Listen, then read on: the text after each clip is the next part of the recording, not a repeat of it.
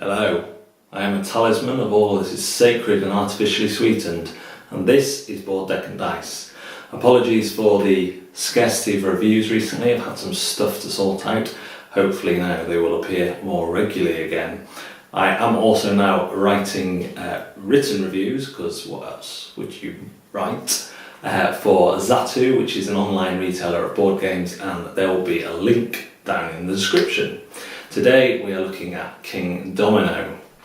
Kingdomino is a tiling domino game where you're trying to score points, but there's also an interesting method, kind of drafting method of choosing the dominoes. Each player will get a castle in their colour, a meeple in their colour, 2 if they're playing just a 2-player game, and a starting square. We'll come back to those later. You will lay out 4 tiles from the wonderful insert, and you will place them in number order here, and then you will flip them over. Randomly decide who is going first, and that person will decide which tile they want. So let's say blue's going first. They might say, I'm going to take this tile. Now what you're looking for on the tiles is to build a biggest patch, connected patch of the same type of tile, but that doesn't score you any points unless you get a crown in that patch. So let's say these were together on my kingdom. I would times the squares of the same patch by the amount of crowns, so that would only score me 2 points. But if this had 2 or 3 crowns, that would be multiplied by 2 instead. So the blue's gone in and they've taken this one because it's got the only crown. Now this order is very important because that is the order you will be able to choose the next tile in. So blue's taken the bottommost tile, they will be last to choose the next tile. So let's say green says it's going to have 2 fields. Yellow wants forest and water because they're a bit better than the desert, and pink takes the desert and water. You draw the next 4 tiles from the board and again sort them into numerical order. Flip them over.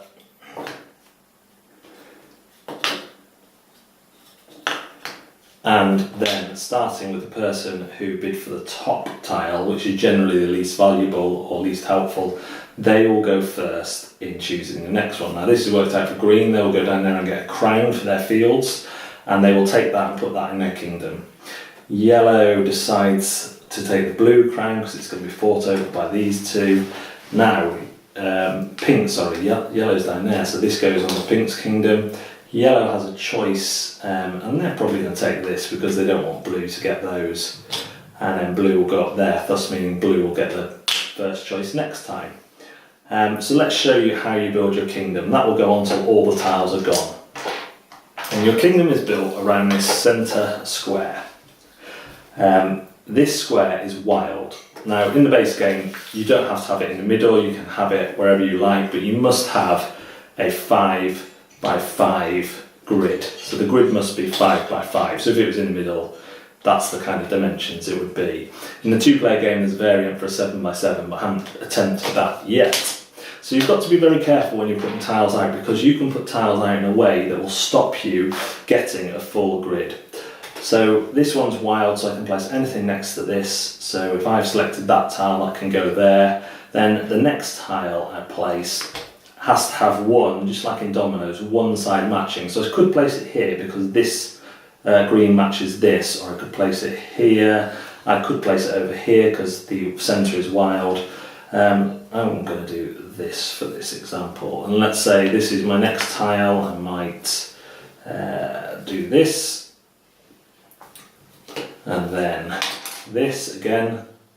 You only need 1. Now I need to be careful because I've reached 4 there, and then the decision comes, do I carry on this way?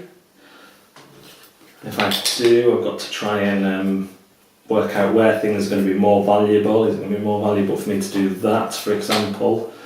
I can't go there now because that's 6, so I've cut off my desert and I've had to start a new one. And if I put that there, then that's the only water I'm going to be able to do. So, and I've shot myself in the foot. I think, oh no, I haven't. There we go. That's 5 high. And then let's say I do that. Let's just get some more tiles to make it a bit more interesting. Then this one comes out, so that's a real pain, so I might put that one there. Then this one, that's the only crown on That's a real pain. Let's put that there and hope I get one that can make those two meet. Then let's say get this one. Okay, and then this one. Okay, so I've managed to do a 5x5 perfectly by picking out the ones I wanted. So let's score this just to show you how this works. So this patch here does not have a crown on it, so that's worth nothing. This blue patch has 1 crown, so that's only worth 1. And this blue patch has no crown, so that's worth nothing. So I've got 1 for this, 2 for this, because it's 1 black times 2. So we're up to 3, and then 1, 2, 3 times 2 is 6, so I'm up to 9 total. 1, 2, 3, 4 gives me 13, and then 1, 2, 3, 4 gives me 17, and 1, 2, 3, 4 for a score of 21. So crowns times by area of the same type. The instruction manual, helpfully, and you might want to leave this out for people if they want to be more strategic, tells you the exact mix among the tiles. So the kind of mine tiles, there's less of them, but they generally have more crowns on, so you can build something quite that gets quite a lot of score there. Again, with the kind of I'm not even sure what type of tile that is. It looks like a swamp. Lots with crowns on and not so many without. Forests, they only have 1 crown, but there's quite a lot of them. Same with seas. Fields are a good mix. Deserts, loads without crowns, but only a few with crowns. So you can make a really massive desert, but you might not score as much as if you made one of the others. And that's Kingdomino. Kingdomino plays 2 to 4 players. There are rules for 2 players. There are advanced scoring rules in the instructions if you want to play for more points. So you can play for bonus points if you complete your 5x5 grid. You can play where you have to have your castle in the centre, and that will give you more points. And if you play 2-player, you can keep all the tiles in and play a 7x7 grid instead.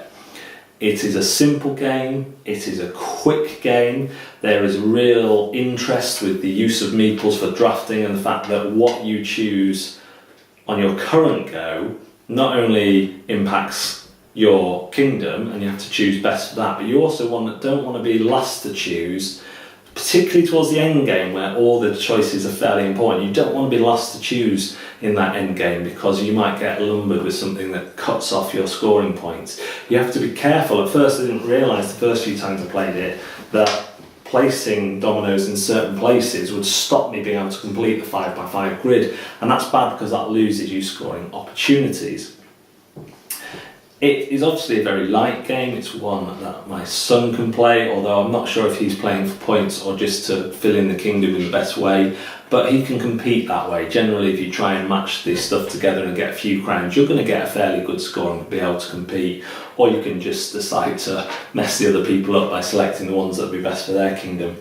So it's a good, fun game. They've recently announced a giant version for demo, mainly for demoing at stores, but I think that'd be great fun. It's about 4 times the size of the original. I think that'd be great fun to have and play.